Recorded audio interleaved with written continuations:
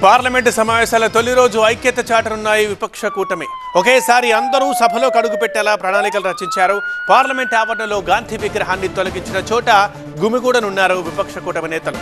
సభ వెలుపల నిరసనలకు వేదికగా గాంధీ విగ్రహాన్ని చేసుకున్నారు. అండ్ కొత్త పార్లమెంటు భవన నిర్మాణ నేపథ్యంలో గాంధీ విగ్రహాన్ని మరో చోటకు తరలించింది ప్రభుత్వం.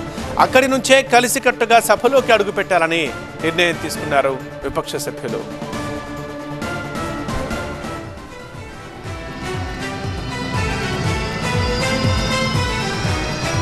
పార్లమెంటు సమావేశాల తొలి రోజే ఐక్యత చాటనున్నాయి విపక్ష కూటమి పార్టీలన్నీ. ఒకేసారి అందరూ సభలోకి అడుగు పెట్టేలా ప్రణాళికలు రచిస్తున్నారు.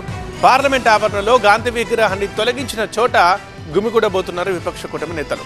సభ వెలుపల గాంధీ విగ్రహాన్ని వేదికగా చేసుకున్నారు వారి నిరసనలకు. కొత్త పార్లమెంటు భవన నిర్మాణ నేపథ్యంలో గాంధీ విగ్రహాన్ని మరో చోటకు తరలించింది ప్రభుత్వం. సో అక్కడి నుంచే కలిసికట్టుగా సభలోకి అడుగు పెట్టాలని నిర్ణయం తీసుకున్నారు కూటమి నేతలందరూ.